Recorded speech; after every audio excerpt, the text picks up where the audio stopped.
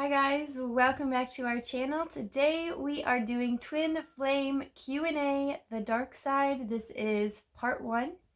Watch this video.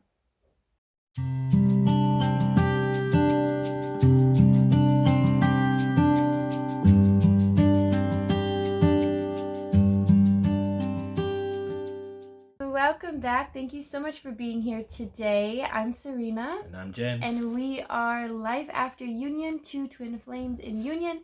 We make these lovely videos for you, generally once a week, and then I make my own solo videos helping twin flames through the processes of separation, union, spiritual awakening, etc. So today is an awesome video. This video is one of 2 parts. And this is a wonderful, lovely question we got from a viewer. So thank you so much for asking us the intense, incredible questions.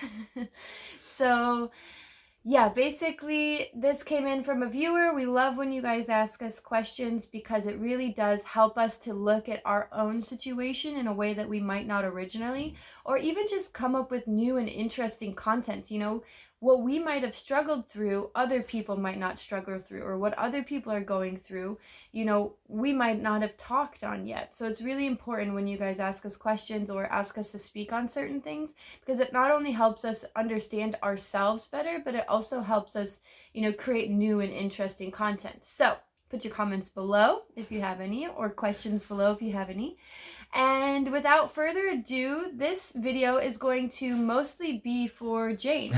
Thanks for putting me on the spot. Yeah. So I'm excited to kind of interview you today. I feel like a lot of times I end up doing a lot of talking in the videos. So It's my favorite part. Yeah, I'm really excited about this. And just so you guys know, before we get too far into it, we are launching our group course, The Twin Flame Path to Awakening, on the 14th of November, just after the 11/11 portal. So if you are interested in being in our second round, so it's crazy that we're already talking about our second round, and we've barely even just started our first round. But anyways, if you're interested in being our second round, you can get on the wait list if you check the links below. So this group course is essentially a group program, lasts 4 months, and it's the entire awakening process that we both went through in the Twin Flame path, the journey back to reunion. So yeah, we're super excited about that. Just know if you're in the second iteration, we are going to be probably making some pretty big changes after the beta tester round.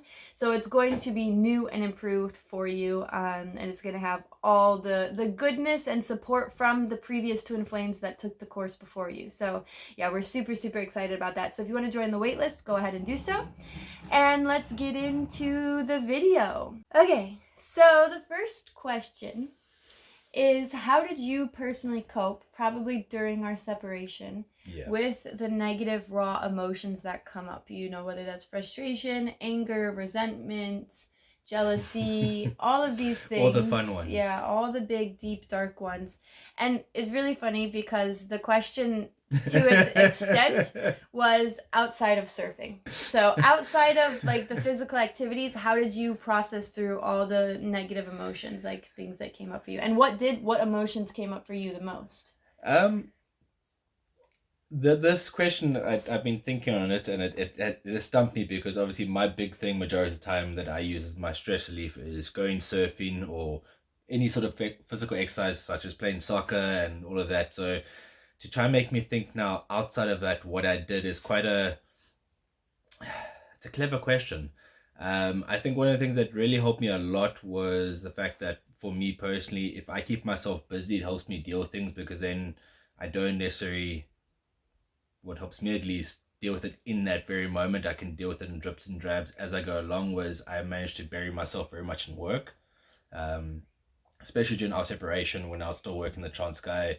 During that big period was the busiest part of the year for us. So I was busy 6 days a week from like 7 in the morning until about 10 o'clock at night. So that in itself really helped me to kind of refocus my mind into the areas where I needed to, and to help me gauge things and actually have time to think on them a little bit longer and not just kind of act straight away, which sometimes this is beneficial. Yeah, it's for me, having that I don't want to say distraction, but it was a distraction in a sense. It really helped me just to allow myself the time and the space in order to really process through these things and to actually come to a conclusion that I actually felt good with, and not just jump into any sort of conclusions off the bat. Which I feel sometimes those quick conclusions can be very beneficial, but sometimes to have it and then to ponder on it and then come back to the later stage, sometimes it just helps you get a better and bigger picture of that. And that, I think, really helped me, the fact that I was so busy with work and around people, because obviously it was a backpacking life, so we always had new people coming through. I was always talking to people from all over the world. I was always constantly in different conversations and talking to different people about things that they were doing in their lives, which I think then also helped me in turn to figure out the things that I was going through with my emotions. I definitely felt during that process a lot of jealousy, because obviously you were in another relationship, and I was very jealous that he was traveling and doing this beautiful adventure with you, and I was stuck working. That was one that was very big for me, was trying to deal with the jealousy factor, and that, as you know, lasted for quite a while. Even after the fact, when you guys had split and you had come back here, there was still a jealousy factor to me in that. I don't think I experienced much anger in that situation. I don't want to say that I didn't have any anger, because obviously that's an emotion that comes up with everything, and it might be a small amount or a large amount. With me, with regards to anger, I've always used my breath work to help me with that.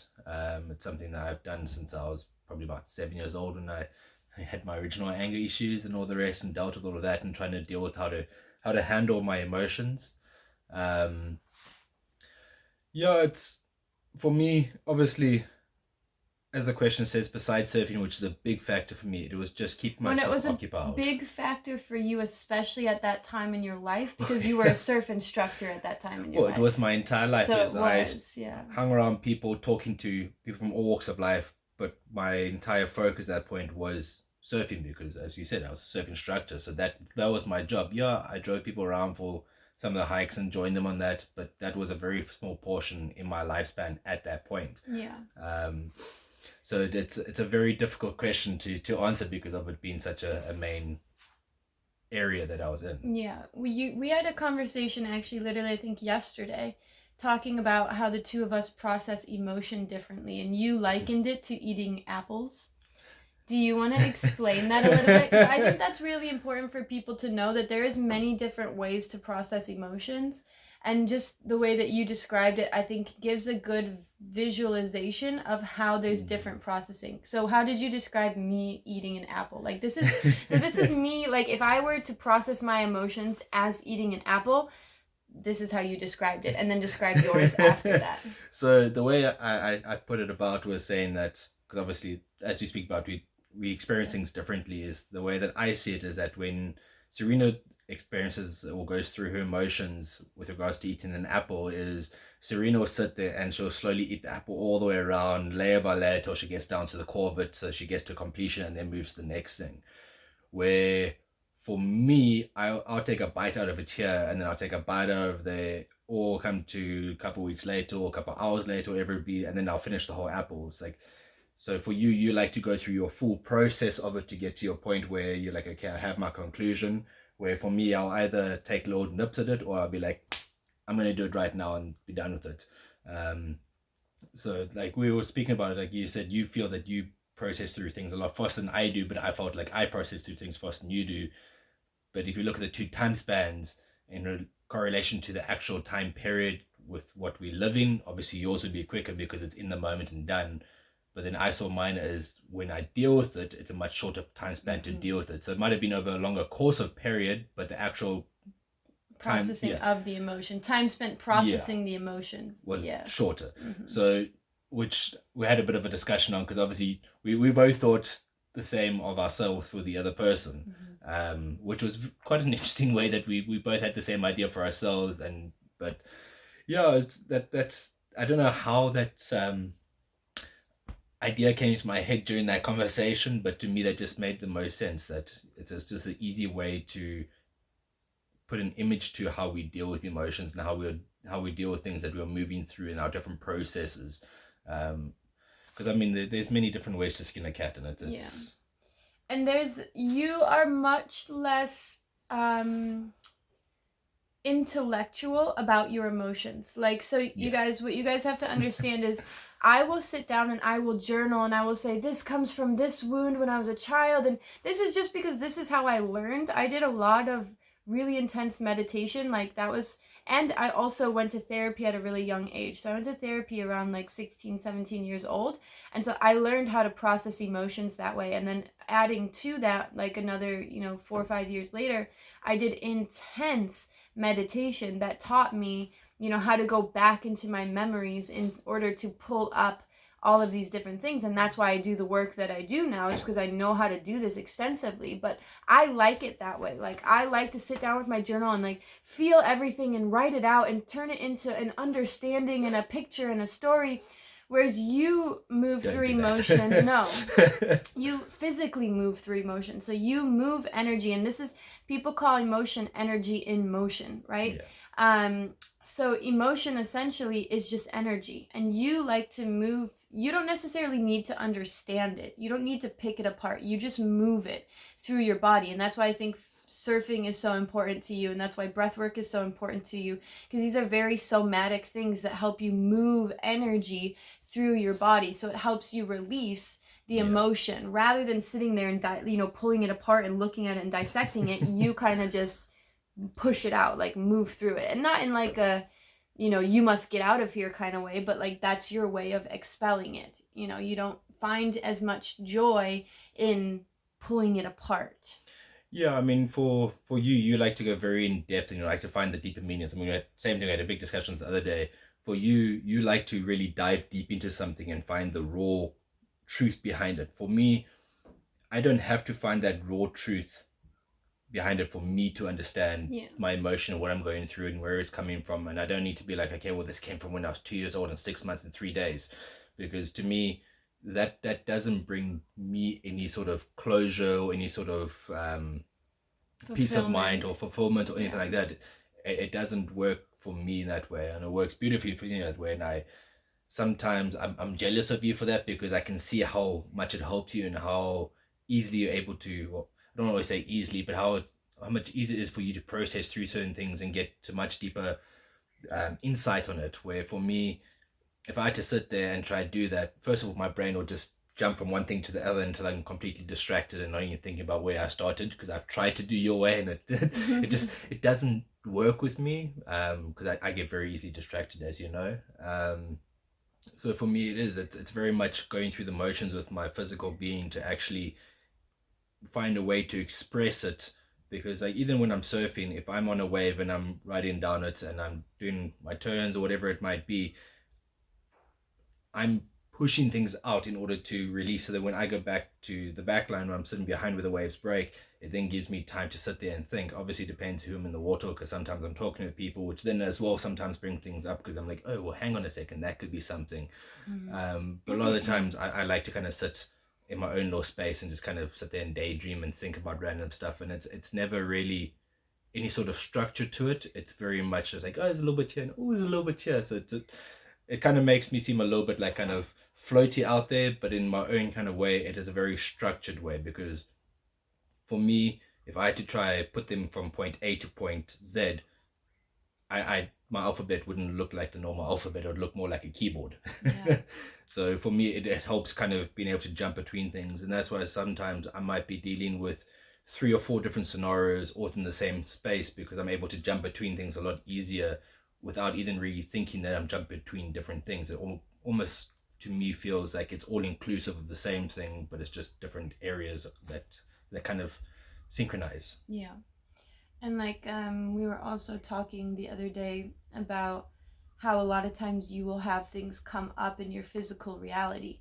And you kind of mentioned this about the surfing, like, oh, you might talk to somebody and they put a piece together for you, So like, yours very much looks like this puzzle, right? And you're putting in different pieces until it's all connected. Makes sense, you see.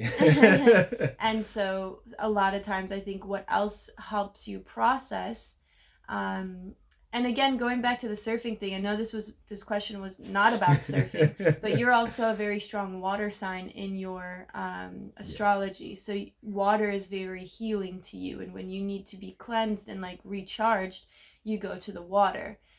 So I think that's another thing. If you're watching this right now and you're wondering, okay, how do I go through the process of emotions and how do I move through that? You can also take a look at like, your big three in astrology. Like you have 2 of your big 3 are water signs. 2 of my big ones are fire signs. So for me, it would be something that has more to do also with, you think of fire, you think of like alchemy, you think of like, again, movement, heat, like all of that kind of stuff. So if you look at your astrology, that can also give you a good idea of what might be healing to you. For earth signs, it might be just to go lay on the dirt, or go ground yourself, and that may help you release emotions into the earth and into the ground, and really let go in that way. But anyways, moving on from there. Well, as what I just thought of this now, as you're saying all that, it's quite funny to me how both of our signs, our main areas, are very much movement involved. And obviously, me with my surfing and physical exercise, there's a lot of moving, such as the water. The water never sits still; it's always in constant motion. Same with the fire.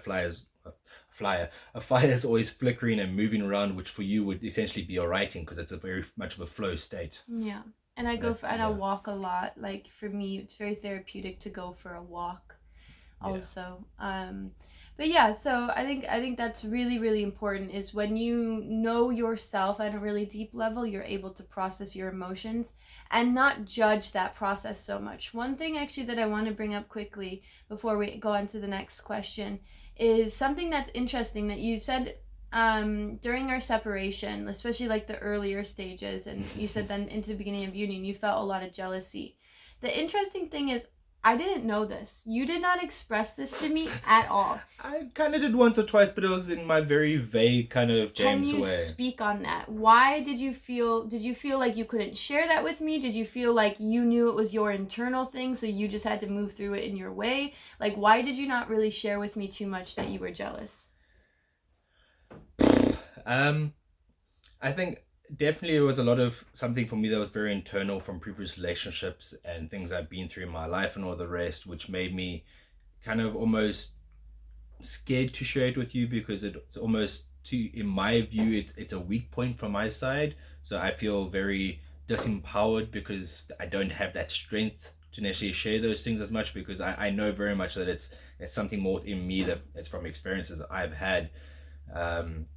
So I think from that's one of the reasons why I didn't share it with you, and maybe why you weren't as aware of it all. And when I did bring it up, it was a very vague kind of thing, because we had 1 or 2 discussions that I remember, and I think just the way that I might have put it about didn't give you that sort of a insight from where I was coming from.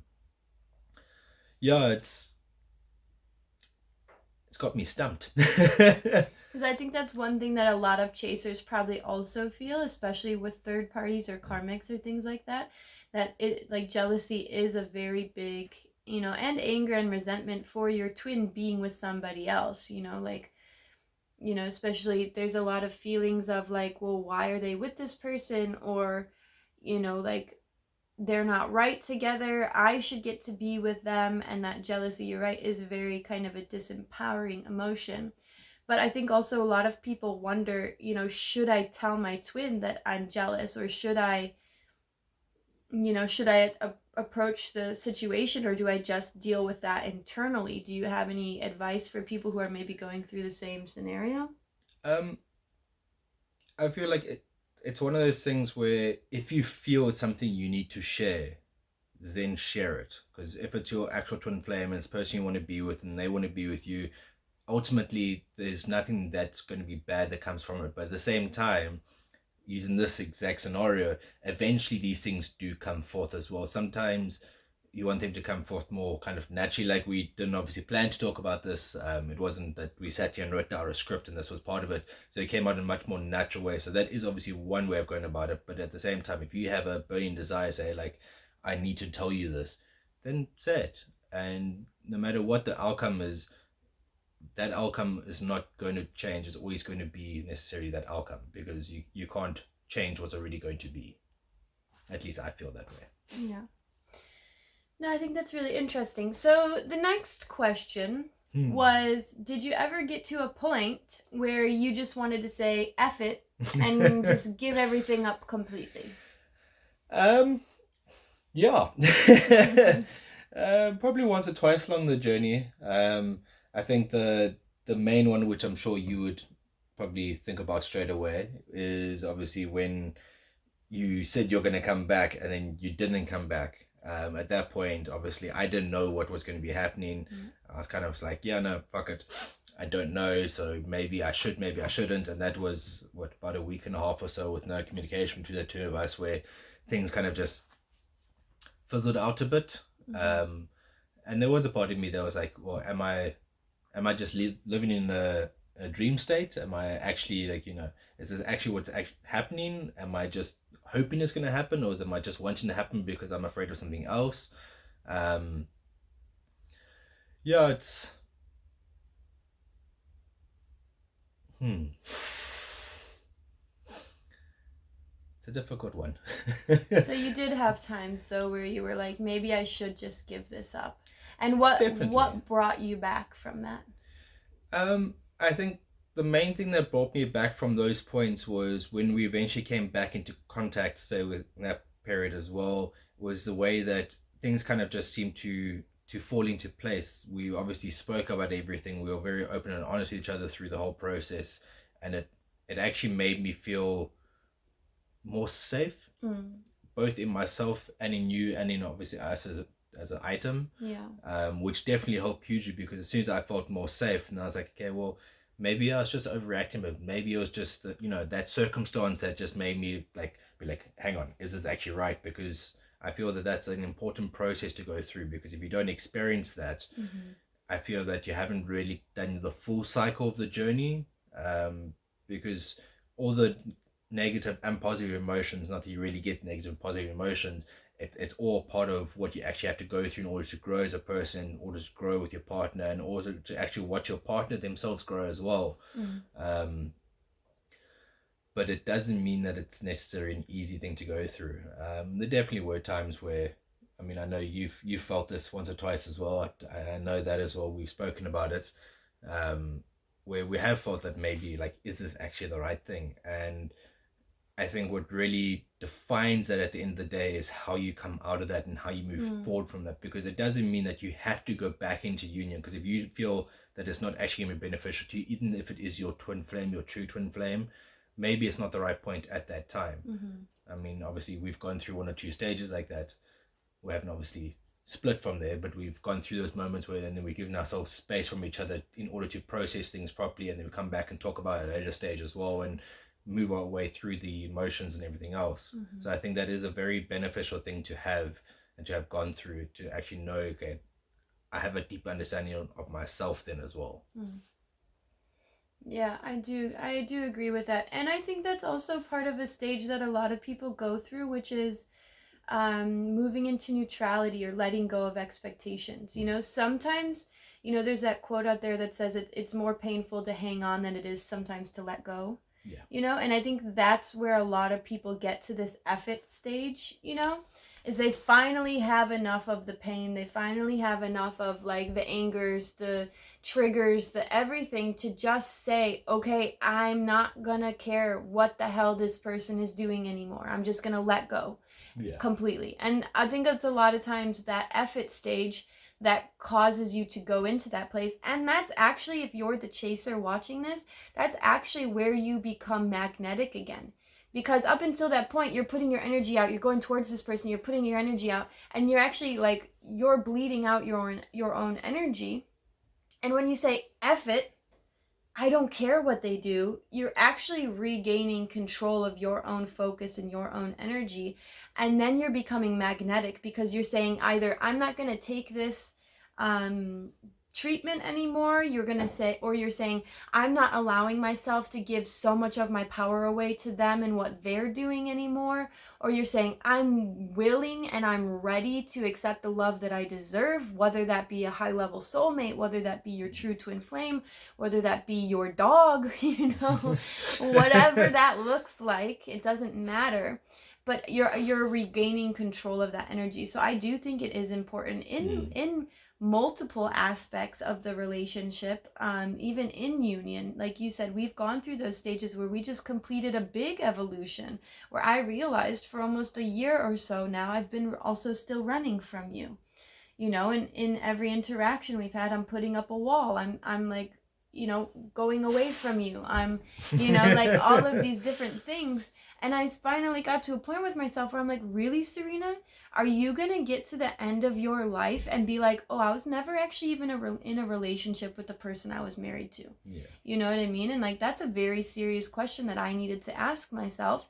And that realization came after the effort stage, you know, like maybe we're not right for each other. Maybe we're going to not end up together. Maybe we need to take some time or some space apart from each other. And then realizing that, you know, I needed to let go of all the things I was hanging on to, all the reasons why, you know, I was essentially had one foot out the door without, you know, and then I was like, really, like, is this how you're going to, you have this person who's right here who wants to love you and who wants to give you everything.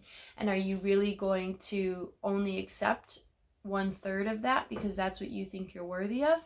You know, so I think even us recently going through that probably on a collective level, twin flames are also going through this right now. So if you're watching this now and you're going through that kind of effort stage, you're not alone. You're not alone. You're not alone. And it's actually a good thing that you get there. But obviously, if you need help navigating that, or you're coming up against like really big fears or really big triggers, reach out to us. We're here to help. You can always book a one-on-one session with either one of us. Or both of us. Or both of us. So yeah, that's something where you can join the group and join a community of people that are working through the same things as you right now, currently. But yeah, I think it's important to meet that stage full on and to really fully commit to, okay, what will my life look like if I give this up? What will it look like if I don't give this up? What do I really want? What do I really need? Yeah. And you have to evaluate that. Being a twin flame at the end of the day is actually very practical. And yes, it's very emotional and very emotionally triggering, but the conclusions that you come to end up being very practical because they have to be grounded in reality, you know? Yeah, I mean, like as well, when you talk about the magnetism as well, and when you run after someone, you push them away, the first thing that kind of popped into my head is that if you think of two magnets, if you got one magnet that's pushing the magnet away, that's you kind of chasing off them and push them out. But as soon as you turn around to actually come back to yourself, you've actually now flipped yourself around. So now it might be the other side of the magnet, which actually then pulls that thing back towards you, which I don't know if this has occurred to you in your brain, but as you're saying that my brain was like, hang on a second, let's visualize this as two magnets, because if you push each other away and you turn around and suddenly, there's union, which I mean makes a lot of logical sense, which obviously for me helps a lot in that sense as well. Which is the thing is sometimes if you are just pushing and pushing and pushing, that person's not coming back to you. Maybe that means, obviously it doesn't, when I say turn around, I don't mean like walk away from the person, disappear, but sometimes inwards. Turn yourself around, turn like your inward side around and actually like look back within yourself and actually change the narrative in a way, so that you're actually changing your polarity, because by doing that, suddenly instead of you both being a positive, one is now negative, one is positive, obviously negative not being a bad negative, just negative polarity, and then suddenly you draw each other towards each other. So yeah, that popped into my head as you're talking about that, so I thought I'd share that just in case anybody else hasn't, like me, hadn't picked up until now. No, I think it's a beautiful description of it for sure. I think that's probably all we have for this video. We are making a part 2 to this video, so there were some more questions in the comment that we received, but as it's about 29 minutes into this first video, it's probably a good thing that we split it up into 2 parts. So yeah, definitely watch the second part. Stay tuned to the second part, and we'll see you in the next video. Thank you guys so much. Bye. Bye.